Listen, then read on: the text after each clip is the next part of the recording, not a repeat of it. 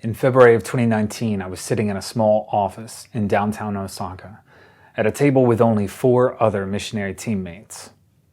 Now, our family had moved to Japan with the expectation that we were going to work alongside a group of nearly 20 people from different organizations, and we were all going to work together to start a Christian college and to grow churches. And specifically, I was going with the expectation that I would assist with media and communications technology because that was my professional background, and I was also going to be helping out with Christian discipleship among young churches, which we had done previously. But during this particular meeting, it was mutually agreed upon that the project would be canceled, and the team members would move on to other places and to other work. And so, only 6 months after we arrived in Japan, our team dissolved, and I was left wondering, what now? Why did we come to Osaka? We had joined this team because it had seemed like a great fit for our gifts, and we really thought that God had prepared this for us. But now, we were searching for a new way forward.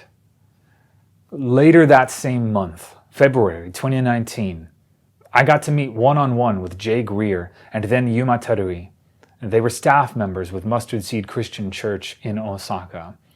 We discussed ministry and strategy, vision and purpose, and those conversations had a spiritual vitality and a sense of unity that was better than any other conversation I had up to that point with anyone in Japan.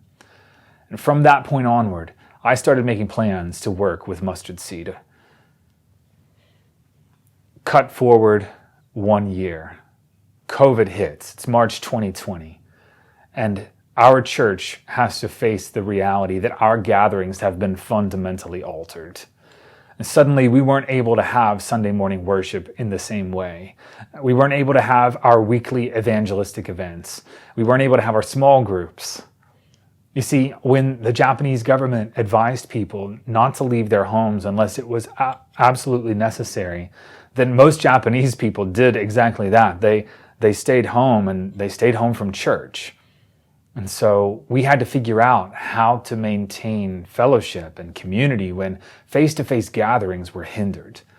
We had to shift our emphasis as a church from evangelizing what was once a constant stream of visitors to discipling members and protecting them.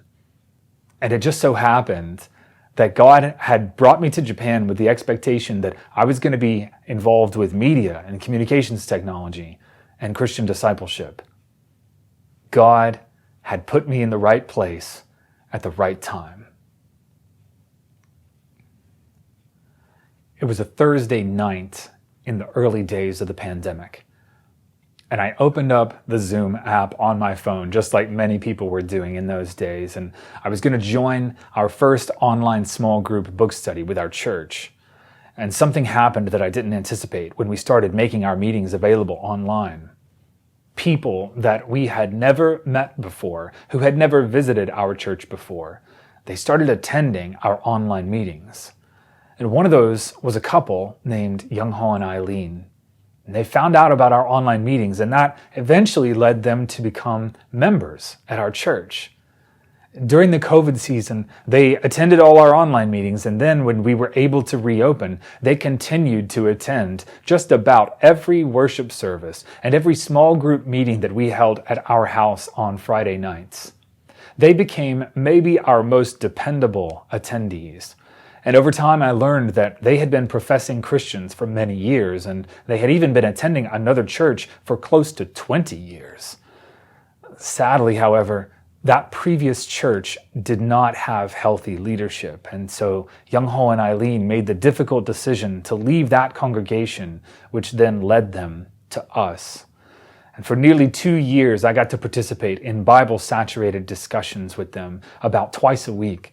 And I was excited to see that they were hungry to learn more. They repeatedly told me that their previous church had not been a place where they could receive good Bible teaching. And so as we studied the Bible more and more together, Young Ho would occasionally send me questions and prayer requests over text message. And one day I was sitting in my tiny Japanese kitchen when I got a text from Young Ho that said, I think this can be observed anywhere in the world, but it's a Chinese tradition that in business, seniors will deny the work of junior employees. Sometimes a supervisor will even deny the existence of a junior employee. For example, say that a junior employee scores a 99% on a test. Well, they might be told by the supervisor, yeah, but listen, you missed that 1 point, and that becomes the sole focus. And he said, when you don't do as seniors say, they may even threaten to reduce your salary. And this sort of thing is done to show that supervisors have power over people. But Young Ho said, I want to know if the Bible has something to say about this. So, as I thought about it, 2 verses came to mind.